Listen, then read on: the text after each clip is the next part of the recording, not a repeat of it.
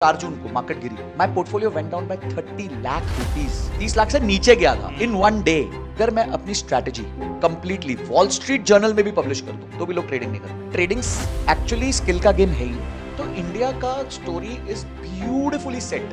The only risk I feel, आज India में नौकरी कौन देता है? जो 90% लोग कर रहे हैं वो नहीं, क्योंकि 90% पैसा नहीं बना रहे। तो अगर आप वही करोगे जो वो 90% कर रहे हो तो आप भी पैसा नहीं बनाओगे। सिंपल है। मैं अपनी क्लास में एक संकल्प पत्र साइन कराता हूँ ओके और मैं आपके साथ शेयर करता हूँ मेरे फोन में एक मिनट। बिल्कुल। तो संकल्प पत्र में ना मैंने 9 चीजें आइडेंटिफाई करी हैं जिसकी वजह से एक ट्रेडर या मतलब जो बंदा डेली ट्रेड करता है, वीकली मंथली जैसे भी ट्रेड करता है, वो लॉस कर रहा है।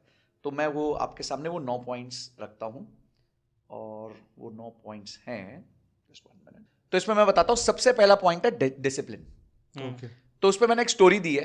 पहले मैं स्टोरी देता हूं पहले कि ऐसा नहीं है सिर्फ डिसिप्लिन करना चाहिए, वो स्कूल मास्टर की तरह नहीं, एक थीसिस के साथ कि भाई जैसे एक one of the biggest traders हुए थे जेसी लिवमोर। उन्होंने कहा था कि डिसिप्लिन सबसे इंपॉर्टेंट चीज है और उन्होंने बताया था कि उन्होंने एक बार अपने रूल से डिविएट किया था और उनको बहुत सिग्निफिकेंट लॉसेस हुए थे कि illustrating that without discipline even the best strategies can fail.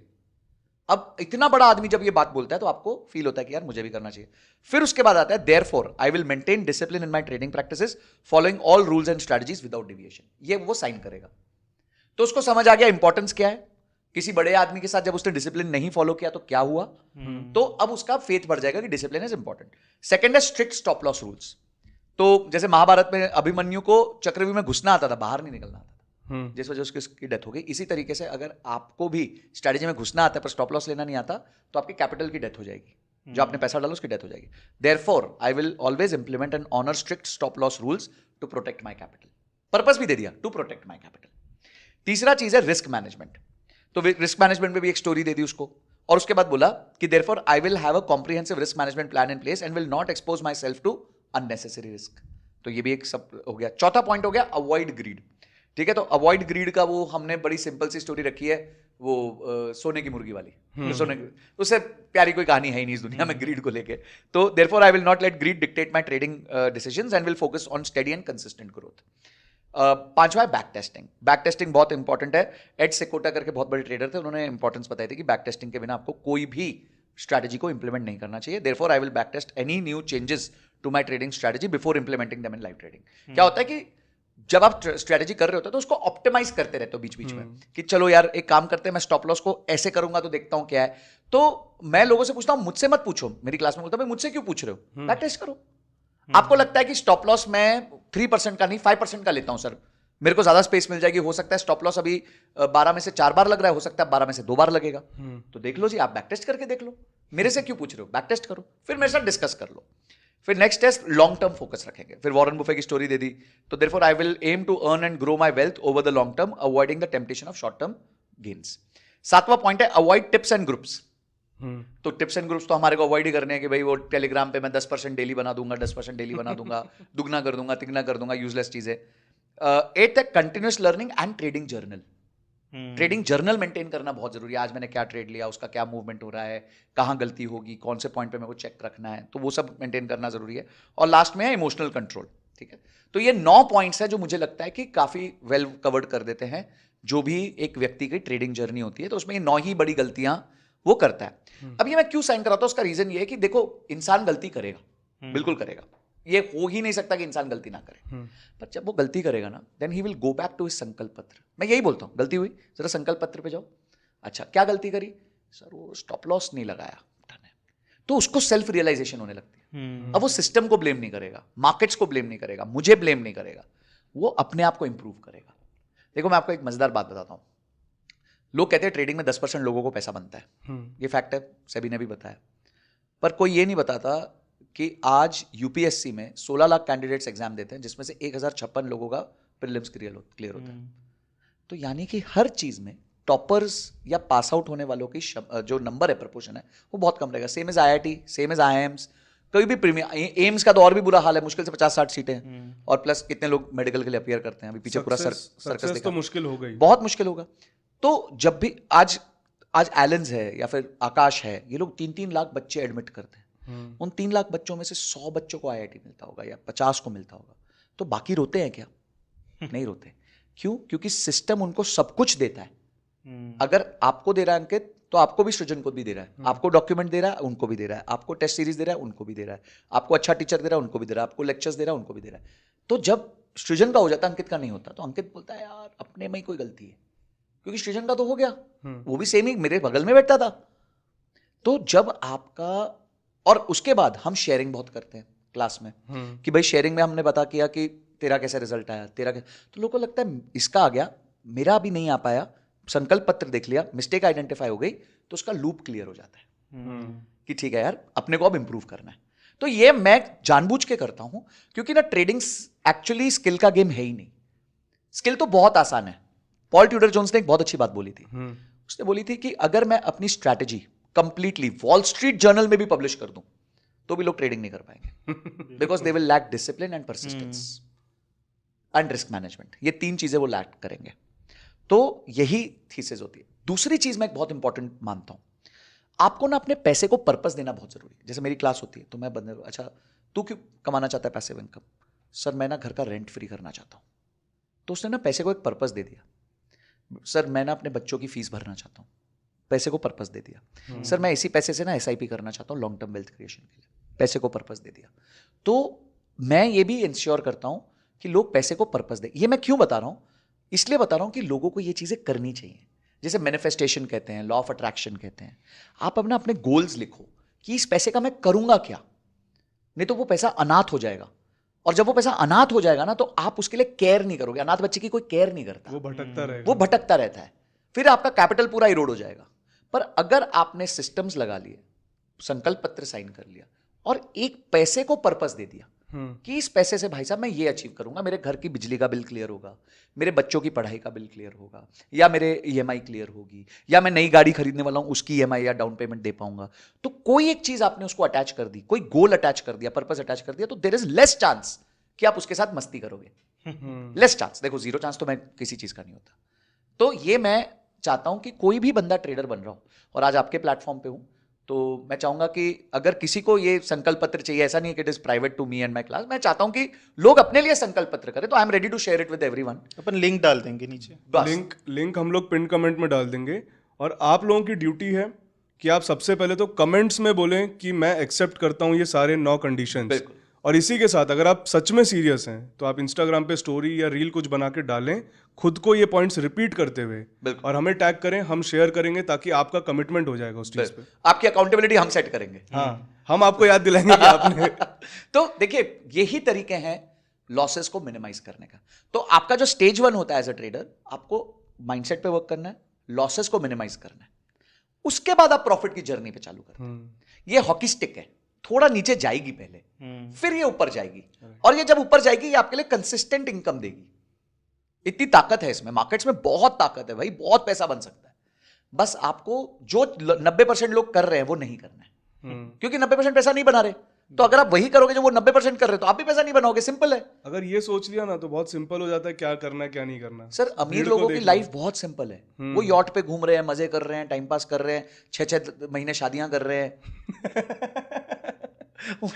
बोलो यार, हमारा यहाँ पे मतलब घर रुक जाए अगर, मतलब चलना मुश्किल हो जाए अगर हम 6 महीने किसी एक शादी में एंगेज होता है, तो वो भाई लगे हुए दुनिया के सारे बड़े लोगों को बुला के पूरा एंगेज कर रहे हैं। 2024 में क्या हुआ, शादी भाई इलेक्शन निकल गया, नॉर्मल वर्ल्ड कप निकल गया, T20 का वर्ल्ड कप निकल गया, चलो इनकी शादी नहीं खत्म हुई, तो चलो फाइनली हो गई। तो पर हमने भी बड़े मजे लिए, हमारे भी बहुत व्यूज है उस टाइम पे। So but what I am coming two is that make it so boring, make it so damn boring for you कि बस it becomes your muscle memory. आपको 10 स्ट्रैटेजी लेने की जरूरत नहीं है, 1 या 2 स्ट्रैटेजी से आप इतना पैसा बना सकते हो कि सोचे नहीं समझोगे। और होता क्या है, हर स्ट्रैटेजी हर मौसम में नहीं चलती। अगर आज आपका 3 महीने आपके मौसम में नहीं चली तो आप नॉन कमिटल मत हो। ये आजकल ना बम्बल टिंडर वाला जमाना आ चुका है, left swipe right swipe, left swipe right. तो don't do that, stick to one strategy for at least 2 years।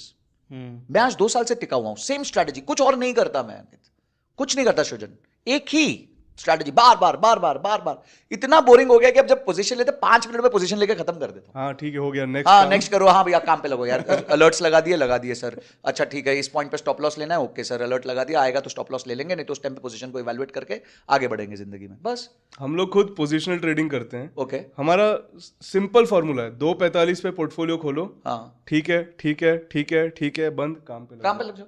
हमारा भी मेरे तो अलर्ट लगे हुए हैं, हाँ। मतलब अगर वो अलर्ट बजा पूरे महीने में तो मेरे को एक्शन लेना है। कुछ केस में तो बचता ही नहीं है, याद भी नहीं रहता, वो अपने आप डिके होके खत्म हो जाता है, बोला हाँ जी पैसे बन गए, okay. Now it became so easy because I worked on it for more than 24 months. तो जब मैंने 24 महीने उस चीज पे काम किया, मतलब इजी हो गया। तुम भी कर लो यार। अच्छा मेरी स्ट्रैटेजी मत करो, किसी की भी कर लो, बहुत अच्छे ट्रेडर्स हैं आपके प्लेटफॉर्म पे भी, बहुत लोग आए, दीपक सर आए, लक्ष्य आए, बहुत लोग अच्छे ट्रेडर।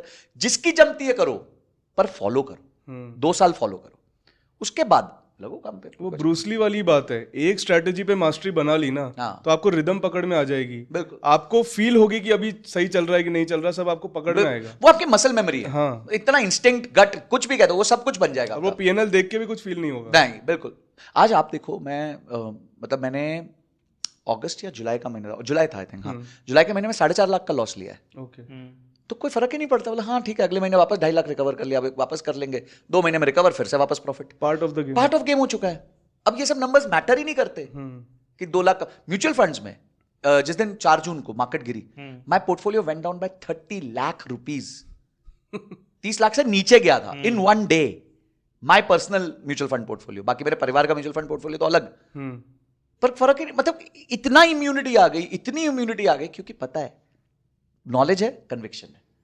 जब नॉलेज है, कन्विक्शन है, संशय आत्मा है नहीं, तो विनाश नहीं होगा और हम सुख में रहेंगे हमेशा। 4 जून की जब गिरावट हो रही थी, हमने देखा अरे इतना गिरा हुआ है मार्केट, हमने क्या, हमारे दिमाग में ये नहीं आया कि मेरे पोर्टफोलियो कितना डाउन है, ये क्या है, चलो यूट्यूब पे लाइव करते हैं, लोगों को परेशान होंगे, उनको बोलते हैं कुछ दिक्कत नहीं है, all is well, all is well, all is well. हम तो शांत बैठे ही हैं।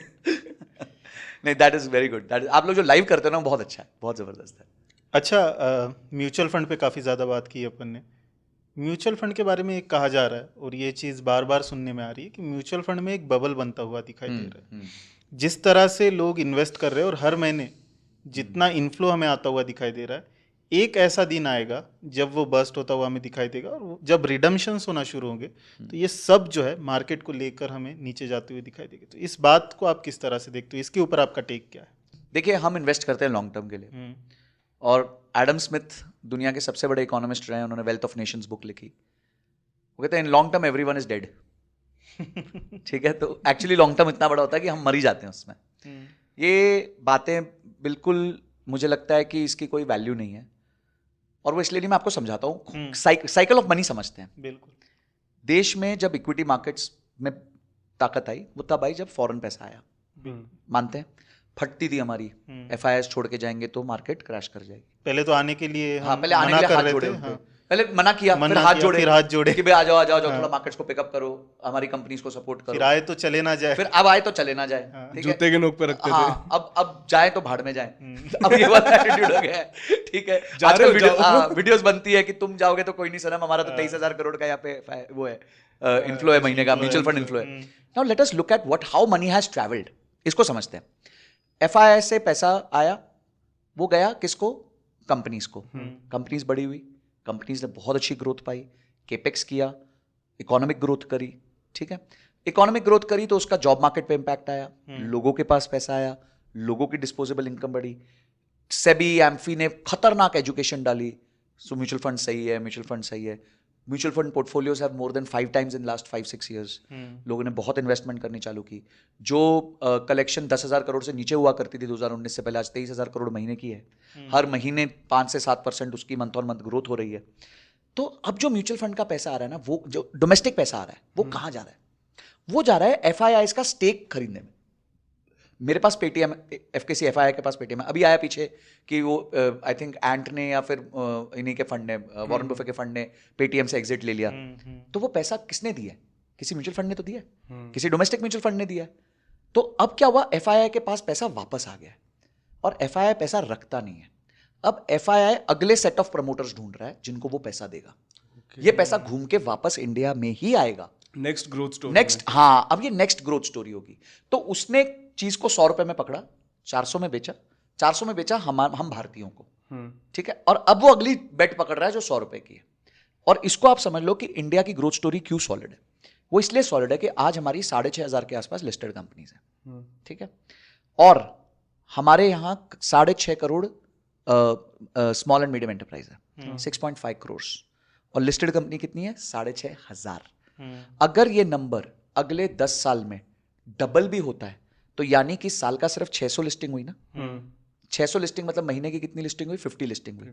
अभी भी हम 20-25 लिस्टिंग पे। जब भी आप कोई एसएमई आईपीओ देखते हो 200 times over subscribed, 300 times over subscribed. क्यों? क्योंकि जनता को पता है मैं रिलायंस में पैसा डालूंगा तो वो डबल नहीं होगा तेजी से, पर कोई स्मॉल कंपनी में डालूंगा तो डबल ट्रिपल 4 गुना भी हो सकता है। तो मेरा अगर नेक्स्ट बिग मल्टी बैगर आएगा ना, वो उन कंपनीज में से आएगा जिनकी मार्केट कैप आज 300 करोड़ से लेके 1000 करोड़ के बीच में, जो थोड़ी सेफ भी हो गई है। 300 करोड़ मतलब एक सेफ रीजनेबली ओके कंपनी हो गई है। 1000 करोड़ तक मतलब एक अच्छी रेंज आ गई है। अब वो 500 करोड़ वाली अगर समझो आपने कंपनी में पैसा डाला तो वो 10 साल में 5000 करोड़ की बनेगी, आपका पैसा 10 गुना हो जाएगा, विच इज 26% कैगर। तो इस पूरे सर्कल को अगर हम समझे तो अब भी कोई टेंशन ही नहीं है। मैं कहता हूं 6,500, अगले 10 साल में इंडिया को 20,000 कंपनीज को लिस्ट करना चाहिए। इतना ताकत है इंडिया में इस टाइम पे। आज छोटे छोटे, अभी एक कंपनी का आया हल्दीराम का, क्यों? 40,000 करोड़ में 50% स्टेक लेने को तैयार है ब्लैक रॉक। और ये एक हल्दीराम नहीं है, मैं ऐसी 50 कंपनीज आपको अभी गिनते गिनते बता सकता हूं जो लिस्टेड नहीं है, जिसका किसी ने नाम नहीं सुना, और जिनके मार्केट कैप मतलब जिनके रेवेन्यूज 10-10, 20-20 हजार करोड़ रुपए, वो भी एक एक सेक्टर में, और एक एक सेक्टर में। जैसे मैं आपको सिंपल उदाहरण देता हूं, एक हीरा ग्रुप करके ग्रुप है, ठीक है, छत्तीसगढ़ में, माइनिंग किंग है, उनका रेवेन्यू 15,000 करोड़ है। अगर वो आ जाए लिस्ट करा ले तो आज 50,000 करोड़ की कंपनी है उनकी, पर वो आते ही नहीं है, उनको जरूरत नहीं कि उनका कैश फ्लो इतना सॉलिड है, प्रॉफिटेबिलिटी इतनी सॉलिड है, पर हो सकता है उनकी अगली जनरेशन आ जाए। अब हीरा ग्रुप है तो उसके साथ बहुत सारे मोती भी जुड़े होंगे, छोटे छोटे छोटे स्मॉल एंड मीडियम एंटरप्राइज जुड़े होंगे। आज इंडिया में नौकरी कौन देता है? Small and medium enterprise. एक बंदा पोहे की मैन्युफैक्चरिंग फैक्ट्री खोलता है, 5 लोगों को हायर करता है, चल बेटा तू ऑपरेटर बन जाना, तू ट्रक चला देना, तू ये कर देना, तू फैक्ट्री देख लेना, तू ये देख लेना बेटा, तू अकाउंट्स देख लेना। तो वही 4-5 लोगों, ये स्टार्टअप आके क्या करते हैं कि वो तो नौकरी खींच रहे हैं कि सर हम ऐसा सॉफ्टवेयर लाएं कि 4 लोग का काम जो है वो सॉफ्टवेयर कर लेगा। सो स्टार्टअप्स तो नौकरी खींच रहे हैं और ये भाई लोग नौकरी दे रहे हैं। तो अगली ग्रोथ तो इंडिया की एसएमई से ही आने वाली है। They are contributing to more than 50% of India's exports. तो आज अगर वो 50% के आसपास इंडिया के एक्सपोर्ट्स कंट्रीब्यूट कर रहे हैं तो इन्हीं को पैसा मिलेगा। कौन देगा पैसा? एफआईआई देगा, क्योंकि उसको अगला सेट ऑफ ग्रोथ चाहिए। So this money will stay in India, it will now be given to promoters. Rotate होके आएगा, बस रोटेट होके वापस आ जाएगा। उन लोगों ने अपना 100 का 400 कर लिया, अब ये 400 में से वो 300 डाले, 250 डाले, वो उनकी मर्जी है, बट डालेंगे वो डालेंगे जरूर, क्योंकि ग्रोथ ही नहीं है ना। और कहीं कौन से देश में ग्रोथ है? सब तो स्टैग्नेशन में आ चुके हैं। और जहां ग्रोथ भी है वहां इतना बड़ा मार्केट नहीं है। अगर मुझे 10 लाख करोड़ इन्वेस्ट करने हैं तो मैं किसी वियतनाम जैसी छोटी कंट्री में तो कर ही नहीं सकते, कर ही नहीं सकते। तो इंडिया का story is beautifully set. The only risk I feel, मेरे को जो लगता है कभी कभी, वो है सिर्फ पॉलिटिकल इंस्टेबिलिटी आपको मार सकती है। अभी तक दिखी नहीं है मेरे को ऐसे कोई एविडेंटली कि कोई पॉलिटिकल इंस्टेबिलिटी है। अभी बस वो पीछे थोड़ा सा हुआ कि मोदी जी को फुल नहीं मिला, मेजॉरिटी नहीं मिला, तो उस चक्कर में थोड़ा सा हुआ। उसको पॉलिटिकल इंस्टेबिलिटी नहीं कह सकते, हाँ, वो तो डेमोक्रेसी का एक वो डेमोक्रेसी प्रोसेस का रूल है, वो कुछ ना कुछ ऊपर नीचे होगा। एक्सपेक्टेशन के विरुद्ध रिजल्ट आया तो मार्केट क्रैश कर गई। वो तो इनफैक्ट एक अश्योरेंस है कि डेमोक्रेसी है, हाँ, इज अलाइव। जो डिक्टेटर कहने वाले थे वो बोले ठीक है यार अब तो डेमोक्रेसी है, एक्सेप्ट, लेट्स एक्सेप्ट इट। तो आई थिंक ये है, इंडिया में अभी बहुत स्कोप है और इंडिया में पैसा रोटेट होगा। ये अगला दशक और 2 दशक मेरे हिसाब से भारत के ही है।